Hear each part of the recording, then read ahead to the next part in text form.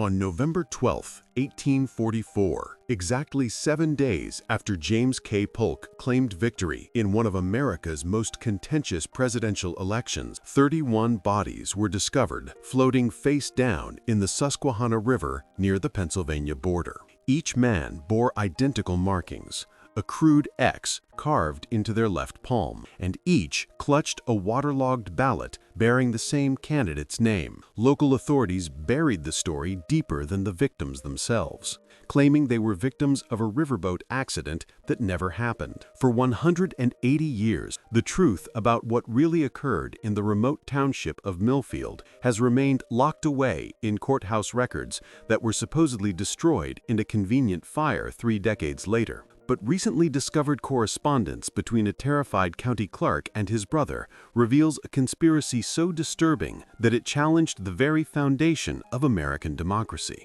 Before we continue with the story of Millfield's blood-soaked election, I need you to do something for me. If you're fascinated by America's darkest historical secrets, hit that subscribe button and tell me in the comments which state you're listening from, because what happened in Pennsylvania could have happened anywhere. The autumn of 1844 found America caught in the grip of political fever unlike anything the young nation had witnessed before. The presidential race between Democrat James K. Polk and Whig Henry Clay had torn families apart, set neighbors against one another, and transformed quiet communities into battlegrounds of ideology. Nowhere was this divide more pronounced than in the coal-rich valleys of central Pennsylvania, where immigrant laborers clashed with established farmers over questions of territorial expansion, tariff policies, and the growing specter of slavery's westward spread. Millfield Township, nestled in the shadow of the Allegheny Mountains along the Susquehanna's eastern bank, exemplified this national tension in miniature. Home to roughly 400 souls, the community straddled 2 distinct worlds. The eastern half housed prosperous German and Irish farming families who had worked the fertile bottomland for 3 generations. Their modest prosperity built on wheat, corn, and carefully tended livestock. These families, led by prominent landowners like Carl Mueller and Sean Donnelly, favored Clay's American system, protective tariffs to shield their crops from foreign competition, and federal investment in canals and roads to carry their goods to distant markets. The western portion of Millfield told a story entirely different. Here, newcomers from the coal regions of Wales and Scotland had established a rough-hewn settlement around the Blackstone mine, a dangerous but profitable anthracite operation that had opened just 2 years earlier. These miners, under the informal leadership of a fierce Welsh immigrant named Rhys Evans, supported Polk's promises of territorial expansion and lower tariffs that would reduce the cost of the tools and equipment their industry desperately needed. Between these 2 factions stood the town's small merchant class, caught uncomfortably in the middle. Store owner Elias Whitaker, postmaster Theodore Langford, and the local physician Dr. Theodore Blackwell tried desperately to maintain neutrality, but neutrality had become a luxury that Millfield could no longer afford. The physical geography of the town seemed to mirror its political divisions. A narrow valley road connected the farming community in the east with the mining settlement in the west, passing through a small commercial district that consisted of Whitaker's general store, Langford's post office, Dr. Blackwell's medical practice, and the Millfield Inn, a weathered 2-story building that served as the community's unofficial meeting place. Just south of this central area stood the township's most imposing structure, a sturdy limestone courthouse that had been built in 1834 with funds raised through community subscription. By October 1844, this courthouse had become the epicenter of Millfield's growing political crisis. Township elections were scheduled for November 5th, the same day as the presidential contest, and local offices that had once been filled through gentlemanly agreement now sparked bitter competition. The position of township supervisor, traditionally held by Carl Mueller, was being challenged by Rhys Evans. The tax collector's post, long occupied by Theodore Langford, faced opposition from David Hughes, Evans's brother-in-law. Most controversially, the position of Justice of the Peace, which carried the power to settle property disputes, authorize arrests, and officiate marriages, had drawn 4 separate candidates. As Election Day approached, both sides engaged in increasingly aggressive tactics. farmers organized torchlight parades through the mining district, singing patriotic songs that sounded suspiciously like threats to Welsh-speaking residents. Miners gathered outside Whitaker's store each evening, their conversations growing louder and more pointed as they discussed the unfair advantages enjoyed by the old families. Children stopped playing together across factional lines. Wives ceased speaking to neighbors whose husbands supported the opposing ticket. The tension reached a breaking point on November 3rd, just 2 days before the election, when someone, the identity was never determined, painted crude slogans across the courthouse walls during the night. "Polk means poverty" appeared in dripping red letters above the main entrance, while "Clay's cronies go home" was scrawled across the building's eastern face. When township residents gathered the following morning to assess the damage, angry words quickly escalated into pushing matches that Dr. Blackwell barely managed to diffuse by threatening to summon the county sheriff from 30 miles away. That evening, as November's chills settled over the Susquehanna Valley, both factions held final campaign rallies. The farmers gathered in Mueller's large barn, where Carl delivered a passionate speech about preserving the values that had built their community. Meanwhile, the miners assembled around a bonfire near the Blackstone mine, where Rhys Evans spoke of opportunity and justice for working men. Each group could see the other's fire burning in the distance, and as the night wore on, those distant flames seemed to flicker with ominous promise. What none of them could have imagined was that within 72 hours, 31 members of their community would be dead, and the survivors would spend the rest of their lives wondering whether some secrets are too dangerous to keep and too terrible to reveal. November 5th, 1844, dawned gray and bitter cold across central Pennsylvania. A thin layer of frost covered the Susquehanna Valley, and a persistent wind from the north carried the scent of coming snow. Despite the chill, or perhaps because of it, both factions in Millfield Township rose early and prepared for what everyone understood would be more than a simple election. The courthouse opened for voting at sunrise, as required by Pennsylvania law. Judge Silas Beaumont, a stern man in his 70s who had overseen township elections for nearly 2 decades, arrived to find both sides already assembled in the building's shadow. Carl Mueller stood with his farming supporters on the eastern side of the courthouse square, their breath forming small clouds in the frigid air as they spoke in hushed German and English. Rhys Evans miners gathered on the western side, their coal-blackened faces grim beneath woolen caps, conversing in rapid Welsh that sounded like stones grinding together. The voting process itself unfolded with deceptive calm. Pennsylvania's election laws required voters to cast handwritten ballots, which were then placed in a locked wooden box under the supervision of 3 election judges.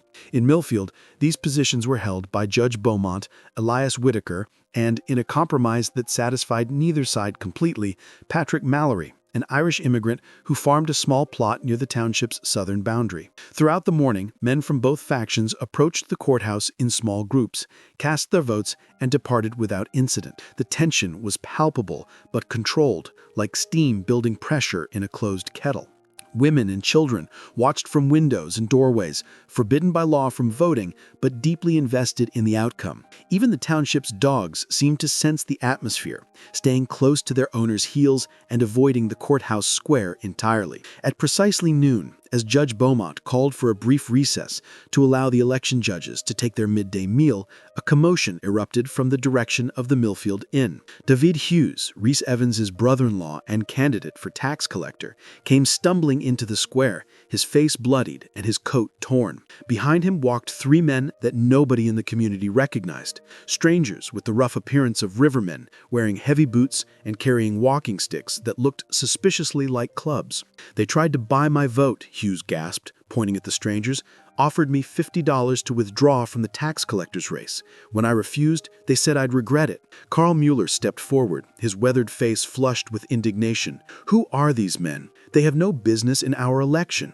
The largest of the strangers, a gray barrel-chested man with graying whiskers, spat into the frost-covered grass. "We got business wherever honest Americans are trying to vote," he said, in an accent that placed him somewhere along the Ohio River. "Name's Harlan Voss. These are my associates, Mr. Blaine and Mr. Mercer. We represent certain interests that want to see this election conducted fairly." Judge Beaumont, despite his advanced age, possessed the authority of decades spent maintaining order in frontier communities.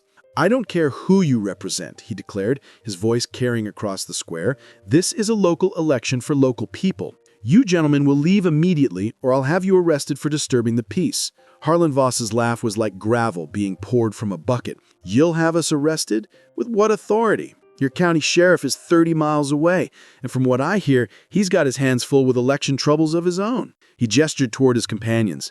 "We're staying until every vote is counted." What happened next would be debated for generations, though the facts themselves were never in dispute. Rhys Evans, perhaps emboldened by what he saw as an attack on one of his supporters, or perhaps simply unable to contain months of accumulated frustration, strode across the square and confronted Harlan Voss directly. "You heard the judge," Evans said, his Welsh accent thickening with anger. "Leave our community in peace." Harlan Voss studied Evans for a long moment, then nodded slowly. "Welsh coal miner, aren't you? Thought so. You people are always causing trouble where you're not wanted." He reached into his coat and withdrew a folded paper. "Matter of fact, we've got a list here of troublemakers who shouldn't be voting today. Your name's right at the top." The paper Harlan Voss displayed was covered with handwriting, though from a distance nobody could make out the specific names. What they could see was that the list was long, perhaps 30 or 40 entries, and that several names had already been crossed out with heavy black lines. Dr. Theodore Blackwell, who had been observing from the courthouse steps, felt his medical training kick in as he recognized the signs of an escalating crisis. Heart rates were accelerating, muscles were tensing, and voices were rising toward the threshold where rational conversation becomes impossible. He stepped between the opposing groups, his black medical bag somehow lending authority to his words.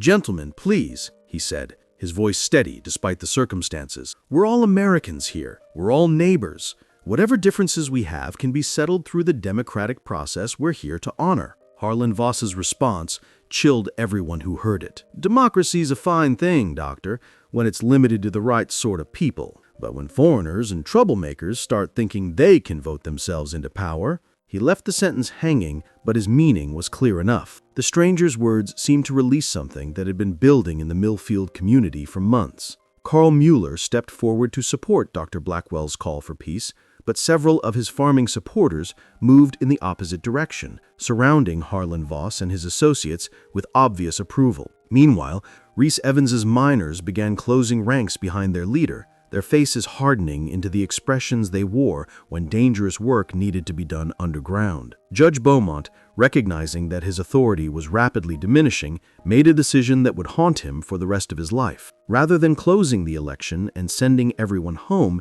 he chose to continue with the voting process, hoping that the formal structure of democratic procedure would restore order to the increasingly volatile situation. "The election will proceed as scheduled," he announced. "All qualified voters will cast their ballots in an orderly fashion. Anyone who disrupts this process will be held accountable under Pennsylvania law." But as the afternoon wore on, it became clear that Pennsylvania law held little sway in Millfield Township that day. Harlan Voss and his associates stationed themselves near the courthouse entrance, examining each voter with obvious scrutiny. When miners approached to cast their ballots, the strangers would consult their mysterious list and engage in whispered conferences that often resulted in challenges to the voters' eligibility. By 4 o'clock, with darkness already beginning to gather in the valley, only half the expected votes had been cast. Those miners who had managed to vote did so under the hostile stares of Harlan Voss's men, while farmers who supported Mueller's ticket were waved through with encouraging nods. The imbalance was obvious to everyone present, but Judge Beaumont seemed paralyzed by the complexity of the situation he faced. As the final hour of voting approached, Rhys Evans made a decision that would seal his fate and the fate of 30 others. He gathered his supporters, not just the miners, but also several Welsh and Scottish families who farmed small plots in the township's western areas, and marched them toward the courthouse in a compact group. Their intention was clear. They would vote as a bloc, overwhelming Harlan Voss's ability to challenge individual voters through sheer numbers. The strategy might have worked in a normal election, but November 5, 1844 was not a normal election, and Harlan Voss was not a normal observer. As Evans's group approached the courthouse steps, the stranger raised his hand in a signal that his associates clearly understood. What followed happened so quickly that witnesses would later disagree about the exact sequence of events. Harlan Voss called out that he was placing the entire group under citizen arrest for conspiracy to commit election fraud. Several miners responded by pushing forward, demanding to know by what authority Harlan Voss claimed such power. Carl Mueller's farmers, believing that their opponents were attempting to rush the voting booth through intimidation, moved to block the courthouse entrance. In the growing confusion, someone, nobody ever determined who, threw the first punch. Within seconds, the courthouse square erupted into chaos as men who had been neighbors for years found themselves locked in vicious combat. The sound of fists meeting flesh mingled with curses in English, German, and Welsh, while women screamed for their husbands to stop fighting and children scattered to hiding places behind buildings and trees. Judge Beaumont, despite his age, waded into the melee in an attempt to restore order. He managed to reach the courthouse steps and began shouting for everyone to stop fighting, but his voice was lost in the din of battle. Dr. Blackwell abandoned his medical bag and joined the judge's efforts, grabbing combatants and physically separating them while pleading for sanity to prevail. The fight might have burned itself out through exhaustion, as such confrontations often do, but Harlan Voss had not come to Millfield alone, and he had not come unprepared. At the height of the battle, when nearly every adult male in the community was engaged in combat, a shrill whistle pierced the air from the direction of the Susquehanna River. The sound seemed to freeze everyone in place, bruised faces turning toward the water with expressions of growing alarm. Through the gathering dusk, they could see figures moving along the riverbank, not just a few men, but dozens of them, carrying lanterns that bobbed like fireflies as they approached the township. Harlan Voss wiped blood from his split lip and smiled with genuine satisfaction. "Told you boys we represented certain interests. Those interests don't take kindly to election fraud." As the lanterns drew closer, the residents of Millfield Township began to realize that they faced something far more serious than a simple election dispute. The approaching figures moved with military precision, and the light from their lanterns gleamed off objects that were definitely not walking sticks. Judge Beaumont, his formal authority already undermined, tried one last time to assert legal control over the situation. "Whatever your grievances," he called out to Harlan Voss, "they must be settled through proper legal channels. I'm ordering you and your associates to leave this community immediately." Harlan Voss's response would be remembered by every survivor for the rest of their lives. "Judge," he said with mock respect, "your court's been adjourned." The men who emerged from the darkness along the Susquehanna's banks that evening were unlike anything the residents of Millfield had ever encountered. They moved with the disciplined coordination of military veterans, but their equipment and demeanor suggested something far more sinister than official law enforcement. Each carried a rifle and a coil of rope, and their faces bore the hard expressions of men accustomed to violence as a tool of business. Their leader, who introduced himself only as Captain Elias Crow, conferred briefly with Harlan Voss before addressing the assembled crowd. His voice carried the authority of someone who had commanded men in battle, though his uniform belonged to no recognized military organization. "Citizens of Millfield," Crow announced, his words cutting through the cold November air like sharpened steel, "we have evidence of extensive election fraud, conspiracy against lawful government, and seditious activities designed to undermine American democracy. Under the authority vested in me by concerned patriots, I hereby declare this township under provisional supervision until proper order can be restored." The residents of Millfield exchanged glances of growing panic. Carl Mueller, despite the blood trickling from his nose, stepped forward to challenge this extraordinary claim. "By what legal authority do you make such a declaration? We are citizens of Pennsylvania, operating under the laws of this Commonwealth and the United States Constitution." Captain Crow's smile was colder than the November wind. "The Constitution protects American citizens, Mr. Mueller. It does not protect those who would subvert American institutions through fraud and violence." He gestured towards several of his men who began unrolling what appeared to be an official document. "We have sworn affidavits from reliable sources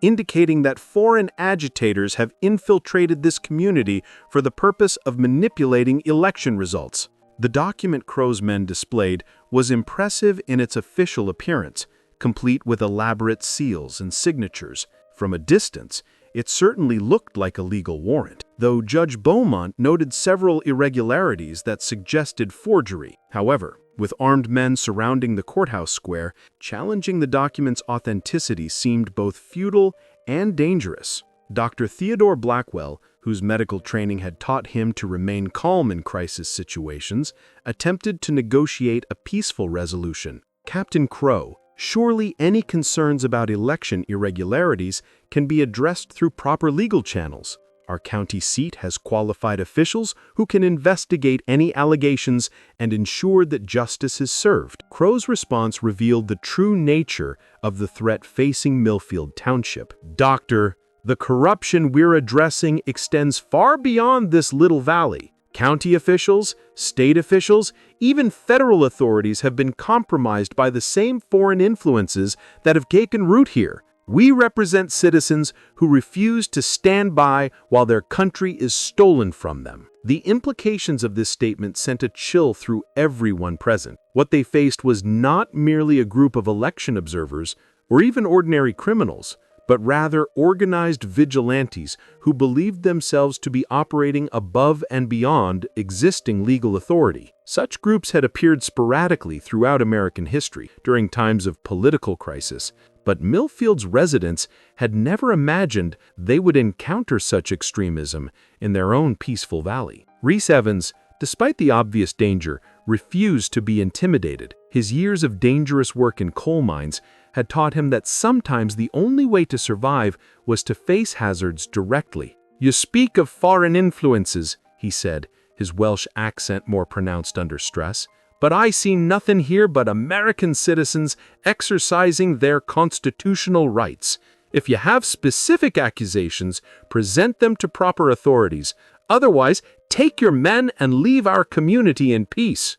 The confrontation that followed would be seared into the memory of every witness. Captain Crow studied Evans with the calculating gaze of a predator evaluating prey, then nodded to Harlan Voss, who consulted his mysterious list once again. "Reese Evans," Harlan Voss read aloud, "native of Wales, arrived in United States 1841, employed at Blackstone Mine, suspected of organizing foreign workers against American interests, advocating for policies that would benefit hostile foreign powers." He looked up from the document. "That sound accurate to you, Evans?" The Welsh miner's face flushed with indignation. "Every word of that is either false or twisted beyond recognition. I came to this country legally. I work honestly for my wages, and I vote according to my conscience, as is my right as a naturalized citizen." Captain Crow's response chilled everyone who heard it. "Rights are earned through loyalty, Evans. They can also be revoked." What happened next unfolded with terrifying efficiency. At Crow's signal, his men began separating the crowd according to some predetermined criteria. Farmers who had supported Mueller's ticket were directed to move toward the eastern side of the courthouse square, while miners and their supporters were ordered to gather near the western edge. Anyone who protested or questioned this process was met with rifle butts and stern warnings about resisting lawful authority. The separation revealed the true extent of Harlan Voss's list. 31 men found themselves isolated from their families and neighbors, standing under the watchful eyes of Crow's armed guards. The group included not only prominent miners like Evans and Hughes, but also several small farmers who had supported the Democratic ticket, a few merchants who'd expressed sympathies for Irish and German immigrants, and even Patrick Mallory, one of the 3 election judges. Judge Beaumont, despite his age and the obvious danger he faced, attempted to assert his legal authority one final time. "Captain Crow, I cannot permit this illegal detention of American citizens as a duly appointed judge of this township. I order you to release these men immediately." Crow's response demonstrated the complete breakdown of legal authority that his presence had precipitated. "Judge, your appointment came from a corrupt system that we no longer recognize. These men are being detained pending investigation of their subversive activities." He paused, studying the elderly judge with obvious contempt. "Unless you'd like to join them, I suggest you confine your activities to observing." The threat was unmistakable, and Judge Beaumont found himself facing the most difficult decision of his long career. He could continue to assert his legal authority and almost certainly be arrested or worse. Or he could step aside and allow these vigilantes to proceed with their illegal action. The choice was made more complicated by his awareness that resistance might endanger not only himself, but also the women and children who remained in the square. As darkness fell completely over the Susquehanna Valley, Captain Crow ordered his men to light additional torches around the courthouse square. The flickering flames cast dancing shadows across the faces of the assembled crowd, creating an atmosphere that combined elements of a medieval trial with the organized brutality of military occupation. "Citizens of Millfield," Crow announced, his voice carrying clearly in the cold air, "we will now proceed with a proper investigation of the seditious activities that have corrupted your community. Those who cooperate with this investigation will be treated fairly. Those who obstruct justice will face appropriate consequences." The 31 detained men stood in a tight group, surrounded by armed guards, their faces reflecting fear,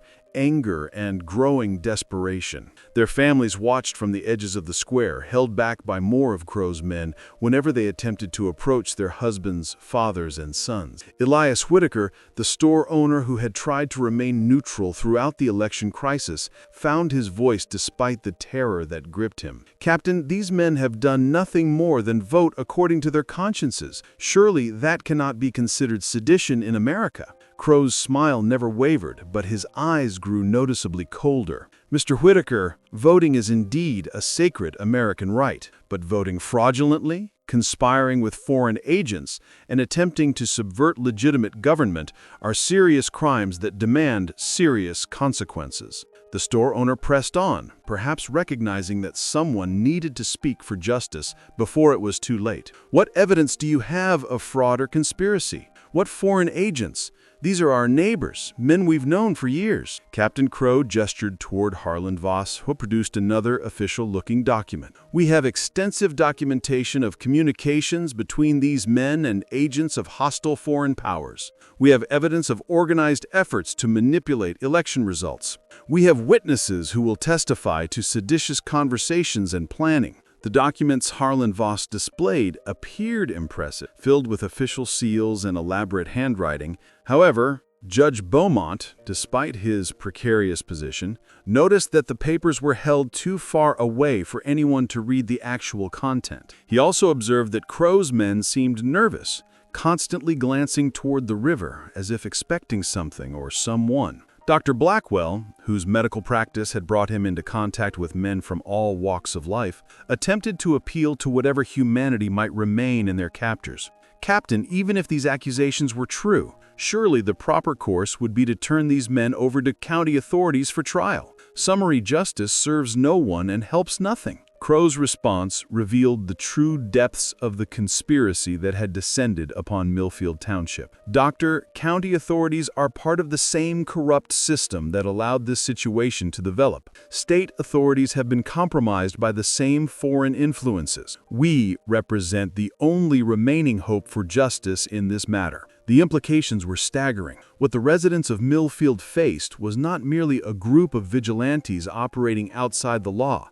but rather an organized conspiracy that claimed to supersede all existing legal authority. Such movements had appeared periodically throughout American history during times of political crisis, but never before had the isolated Valley community encountered such extremism directly. As the night wore on, it became increasingly clear that Captain Crow and his men had not come to Millfield for a simple election intervention.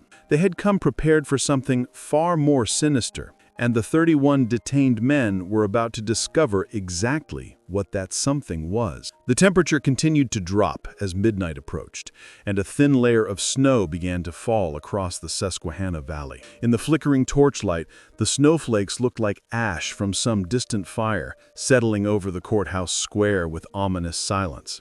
As the clock in Millfield Courthouse Tower chimed midnight, Captain Crow made an announcement that transformed an already terrifying situation into something approaching absolute horror. The 31 detained men would be transported to a secure location for detailed interrogation regarding their alleged seditious activities. The secure location, it quickly became apparent, was not a proper jail or detention facility, but rather a collection of abandoned buildings near an old ferry crossing 3 miles downstream along the Susquehanna River. The site had once served as a thriving river port, but changes in shipping routes had left it deserted for nearly a decade. Its isolation made it perfect for activities that required freedom from observation. Crow's men bound the detainees' hands with rope and formed them into a column for the march to the river. The sight of their neighbors, husbands, and fathers being led away like prisoners of war proved too much for several family members who attempted to follow despite the obvious danger. Mrs. Ilara Evans, Reese's wife of 15 years, broke free from the crowd and ran toward her husband. "You cannot take him," she cried, her Welsh accent thick with emotion. "He has committed no crime. He voted as his right under American law." Crow's guards roughly pushed her back, but not before she managed to grasp her husband's bound hands. "Whatever they accuse you of," she whispered urgently, "remember that truth will prevail. God sees everything, even in darkness." Her words would prove more prophetic than anyone could have imagined. The march to the old ferry crossing took nearly 2 hours through difficult terrain. The detainees, still wearing their Election Day clothes, were forced to navigate muddy paths and steep riverbank slopes while bound and under constant guard. Several of the older men, including Patrick Mallory, struggled to keep pace and were prodded forward with rifle butts when they faltered. Dr. Blackwell, who had been permitted to accompany the column in case medical attention became necessary, observed details that his scientific training compelled him to remember. Crow's men moved with obvious familiarity through terrain that should have been unknown to outsiders. They knew exactly which paths to take, which obstacles to avoid, and where to find the most secure routes along the treacherous riverbank. This level of reconnaissance suggested planning that extended far beyond the November 5th election. The abandoned ferry crossing consisted of several weathered buildings surrounding a stone wharf that extended into the Susquehanna. The largest structure had once served as a warehouse for goods awaiting river transport, while smaller buildings had housed the ferry operations offices and equipment. All showed signs of long abandonment: broken windows, sagging roofs, and walls stained with years of river moisture. Captain Crow directed his men to secure the detainees in the warehouse, a drafty building roughly 60 feet long and 40 feet wide. The structure's stone foundation and thick timber walls would contain sound effectively, while its location, 3 miles from the nearest inhabited building, ensured complete privacy for whatever interrogation methods Crow intended to employ. Inside the warehouse, the 31 men found themselves in a space that had been prepared for their arrival. Lengths of rope hung from ceiling beams. Chairs had been arranged in a rough circle, and several tables held items that gleamed ominously in the lantern light. Knives, hammers, and other tools that could serve purposes far removed from their original functions. Harlan Voss, who seemed to serve as Crow's chief deputy, consulted his list one final time before addressing the prisoners. "Gentlemen, you are here because reliable sources have identified you as participants in a conspiracy to subvert American democratic institutions through fraud, intimidation, and coordination with hostile foreign powers. The severity of these charges demands thorough investigation." Reese Evans, despite his bound hands and desperate circumstances, refused to be intimidated. "What sources? What foreign powers? These are wild accusations without foundation." In fact, Harlan Voss's smile was colder than the November wind that whistled through the warehouse's broken windows. "Mr. Evans, your own words and actions provide all the evidence we need. You have publicly advocated for policies that would benefit foreign nations at America's expense. You have organized foreign workers against American interests. You have conspired to manipulate election results through illegal voting practices." The Welsh miner's face flushed with indignation. "Every word of that is false. I have advocated for fair wages and safe working conditions. I have helped fellow immigrants understand their rights under American law. I have voted according to my conscience, which is my right as a naturalized citizen." Captain Crow stepped forward, his presence commanding attention even in the dim lantern light. "Rights, Mr. Evans, are earned through loyalty and maintained through obedience to lawful authority. When foreign-born residents conspire against American interests, they forfeit their claim to American protection. The implications of this statement sent a chill through everyone present. What they faced was not merely illegal detention, but rather a systematic rejection of the legal principles upon which American society was founded. The concept that citizenship could be revoked through accusations alone struck at the heart of constitutional government. Dr. Blackwell, whose medical practice had taught him to remain calm in crisis situations, attempted to introduce reason into an increasingly irrational situation. Captain Crow, even if these men were guilty of the crimes you allege, they would still be entitled to legal representation, formal charges, and trial by jury. What you propose violates every principle of American justice. Crow's response revealed the true nature of the conspiracy that had descended upon Millfield Township. Doctor, American justice has been corrupted by foreign influences and domestic traitors. Traditional legal processes have been compromised beyond repair. We represent a return to original American principles, principles that place loyalty to country above procedural technicalities. The interrogation that followed stretched through the remaining hours of darkness and into the gray dawn of November 6th. Crow's men took the detainees one at a time, using methods that Dr. Blackwell's medical training made him recognize as torture. The screams that echoed through the warehouse provided a horrifying soundtrack to questions about voting patterns, political associations, and alleged communications with foreign agents. What made the situation even more disturbing was the systematic nature of the interrogation. Crow's men possessed detailed information about each detainee's personal life, family relationships, business dealings, and political opinion. They knew which miners had expressed sympathy for Irish independence movements, which farmers had criticized American territorial expansion policies, and which merchants had conducted business with recent immigrants. This level of intelligence gathering suggested surveillance activities that extended far beyond the November 5th election. Someone had been watching Millfield Township for months, possibly years, compiling dossiers on residents whose political views or ethnic backgrounds marked them as potential threats to some undefined version of American purity. As morning light filtered through the warehouse's broken windows, revealing the full horror of the night's activities, several patterns became clear to those with the presence of mind to observe them. First, the torture was designed not merely to extract information, but to force confessions to crimes that existed only in the accuser's minds. Second, the interrogators seemed less interested in actual answers than in creating documentation that would justify predetermined conclusions. Third, and most ominously, several of Crow's men had begun making references to final solutions and permanent resolution of the foreign influence problem. By mid-morning on November 6th, it became clear that the 31 detainees would not be returning to their families. Whatever Captain Crow and his men had planned for their prisoners, it did not include release or transfer to legitimate legal authorities. The realization struck different men in different ways. Some, like Reese Evans, maintained their defiance, even as evidence mounted that defiance would prove fatal. Others, including several of the older farmers, began attempting to negotiate their release through confessions to imaginary crimes. A few, recognizing the hopelessness of their situation, spent their final hours in prayer or quiet conversation with fellow prisoners. Dr. Blackwell, whose medical oath had committed him to preserving life regardless of circumstances, made a desperate attempt to communicate with the outside world. Using supplies from his medical bag and taking advantage of a moment when his guard's attention was elsewhere, he managed to write a brief message describing the situation at the ferry crossing. The message was hidden in his coat, with the hope that it might someday reach authorities who would investigate the disappearance of 31 American citizens. As the afternoon of November 6th wore on, Crow's men began making obvious preparations for something that would occur after darkness fell. Boats were moved into position along the wharf. Ropes were checked and rechecked, and several guards were posted at points along the riverbank where approaching traffic might observe activities at the ferry crossing. The 31 men of Millfield Township spent what would be their final hours in conversations that ranged from desperate planning to quiet acceptance.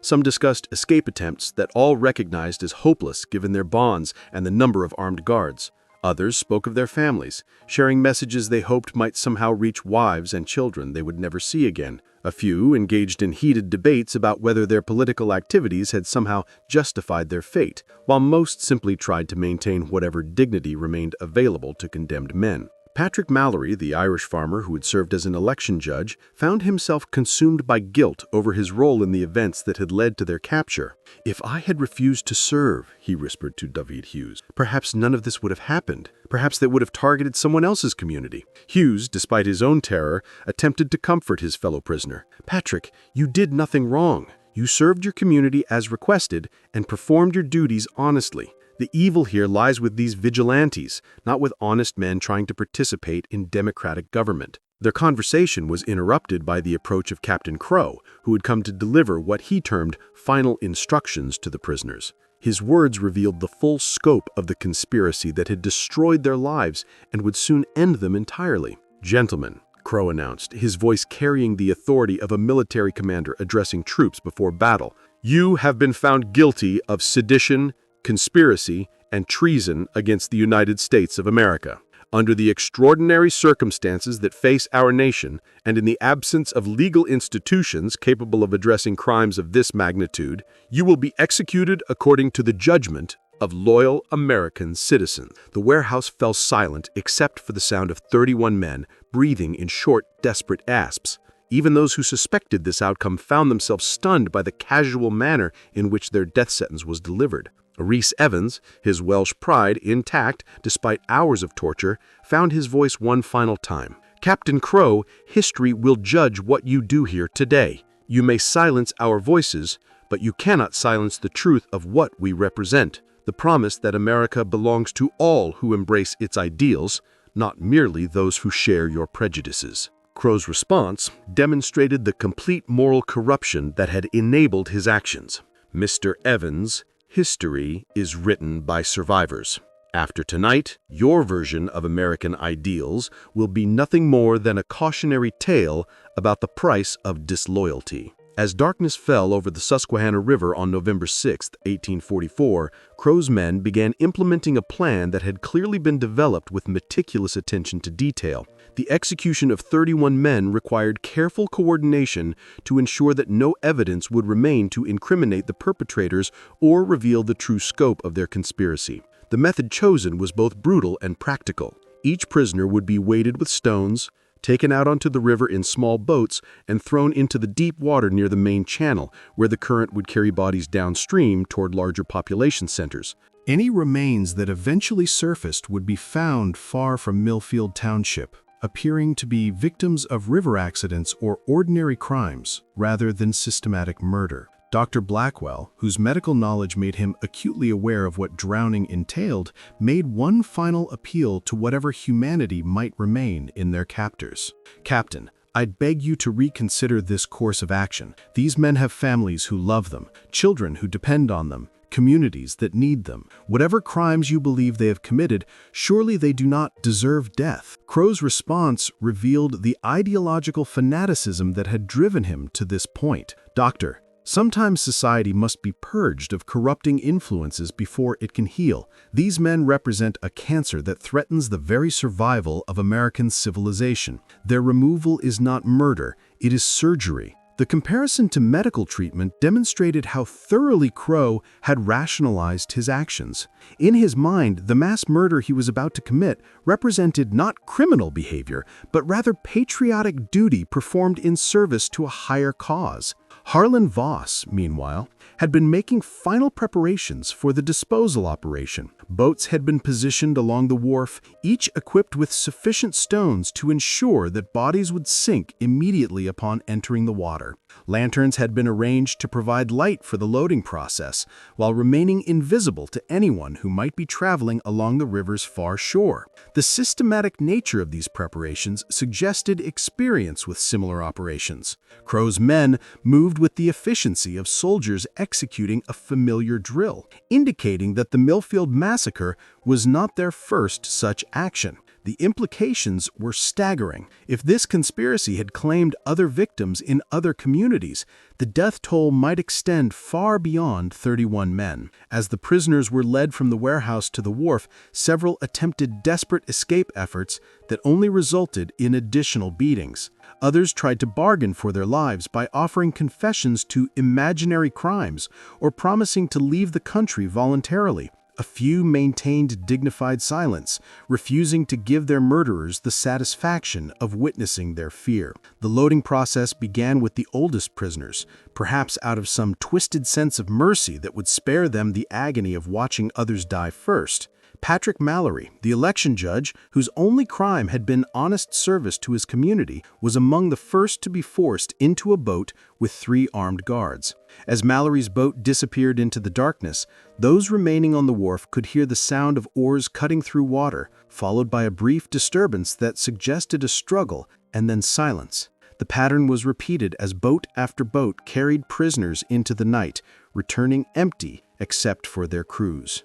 Dr. Blackwell, who had been designated for execution despite his attempts to remain neutral during the election crisis, found himself among the final group awaiting transport. His medical training compelled him to observe details that others might have missed, and what he saw filled him with a horror that transcended even his own approaching death. Several of Crow's men displayed obvious signs of psychological disturbance: nervous tics, involuntary trembling, and facial expressions that suggested internal conflict between their actions and their remaining conscience.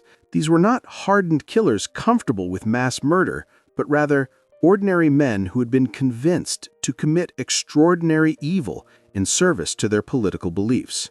The realization offered a faint glimmer of hope. If these men retained any capacity for moral reasoning, they might eventually be consumed by guilt over their actions. Such guilt could lead to confessions, investigations, and ultimately justice for the victims of the Millfield massacre.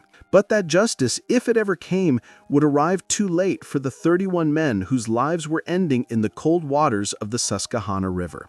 As Dr. Blackwell was forced into what would be his final boat ride, he managed to slip the message he had written into a crevice between stones on the wharf. The hiding place was precarious at best, but it represented the only hope that the truth about November 6, 1844, might someday be revealed. The boat carrying Dr. Blackwell moved slowly through the dark water, guided by guards who seemed reluctant to complete their assigned task. Perhaps they recognized that killing a physician, a man whose life had been devoted to healing rather than politics, represented a moral boundary that once crossed could never be recrossed.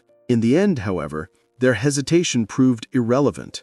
The current that would soon carry 31 bodies downstream showed no mercy for physicians, farmers, miners, or election judges. Death in the Susquehanna River was democratic in a way that the political process in Millfield Township had not been allowed to be. Just when we thought we'd seen it all, the horror in Millfield intensifies. If this story is giving you chills, share this video with a friend who loves dark mysteries. Hit that like button to support our content, and don't forget to subscribe to never miss stories like this. Let's discover together what happens next. The final boat returned to the wharf at approximately 3 in the morning on November 7, 1844. Captain Crow's men had successfully murdered 31 American citizens and disposed of their bodies in a manner designed to conceal both the crime and the criminals. What they had not anticipated was that their carefully planned operation would begin to unravel almost immediately. The first sign of trouble came from an unexpected source. Dr. Blackwell's horse, which had been left tied near the warehouse during the interrogation, had broken free and wandered back toward Millfield Township during the night. The animal's return without its rider raised immediate alarm among family members who had spent a sleepless night wondering about the fate of their loved ones. Mrs. Elora Evans, whose husband Reese had been among the first prisoners taken, organized a search party that set out for the ferry crossing at dawn. The group included several women whose husbands had been detained, as well as a few men who had been deemed insufficiently suspicious to warrant arrest.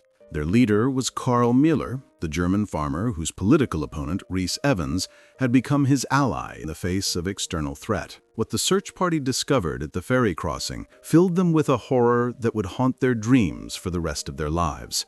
The warehouse showed obvious signs of torture and violence. Bloodstains on the walls, rope burns on wooden posts, and implements of brutalities scattered across the floor. But more disturbing than evidence of what had happened was evidence of what was missing. 31 men had simply vanished without a trace.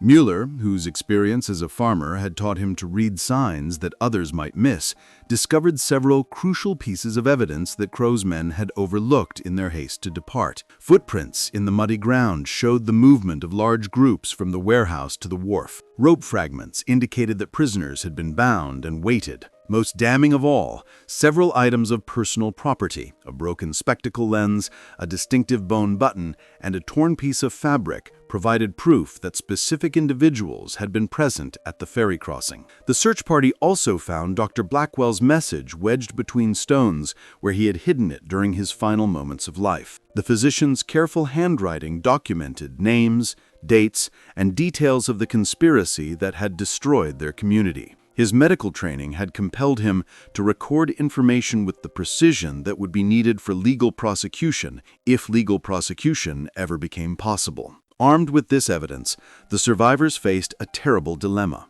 They could report the massacre to county authorities and demand investigation, but Captain Crow's claims about widespread corruption made them fear that such reports would only result in additional disappearances. They could attempt to confront Crow's men directly, but the vigilantes had departed immediately after completing their grisly work, vanishing as efficiently as they had appeared. Most troubling of all, they realized that their community had been infiltrated by informants who had provided Crow with detailed intelligence about residents' political opinions and personal associations.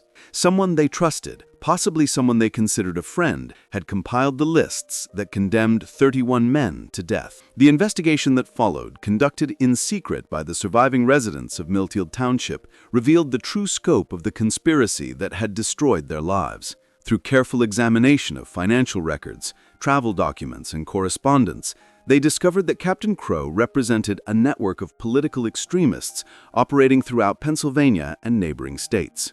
The organization, which called itself the American Patriots Alliance, claimed to defend constitutional government against foreign corruption and domestic treason. In reality, it served as a vigilante force targeting immigrant communities, political opponents, and anyone whose loyalty to their twisted version of American values seemed questionable. Elias Whitaker, the store owner, whose neutrality had saved his life, used his commercial connections to trace some of the organization's activities.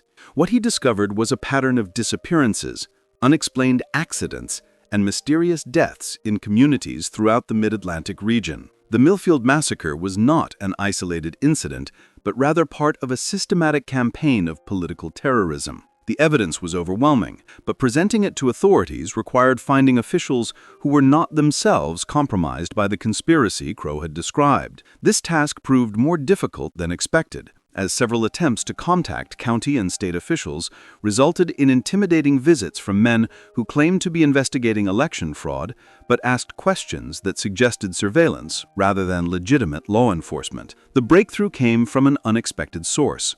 Judge Silas Beaumont, the elderly election supervisor who had witnessed the initial confrontation at the courthouse, had contacts within Pennsylvania's legal community that extended back to his service in the War of 1812. These connections included several federal officials whose loyalty to constitutional government was beyond question. Working through intermediaries, Judge Beaumont managed to convey information about the Millfield Massacre to federal authorities in Philadelphia. The response was swift and decisive. A team of federal marshals arrived in the township within a week, armed with warrants for the arrest of Captain Crow and his associates.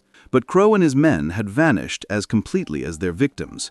The buildings they had occupied were empty, their equipment was gone, and even their local informants had disappeared. The only trace of their presence was the horror they had left behind and the families they had destroyed. The federal investigation that followed uncovered evidence of the American Patriots Alliance in multiple states, but the organization's cellular structure made it nearly impossible to trace its full extent or identify its leadership. Several lower-level members were arrested and prosecuted, but Captain Crow and Harlan Voss were never found. More disturbing still, the investigation revealed that the alliance had sympathizers within legitimate government institutions, county sheriffs, state legislators, and even federal officials who shared the alliance's views about foreign corruption and domestic treason. While these sympathizers had not directly participated in violence, their willingness to overlook or obstruct investigations had enabled the conspiracy to operate with relative impunity. The legal proceedings that followed the Millfield massacre established important precedents for federal authority over political violence,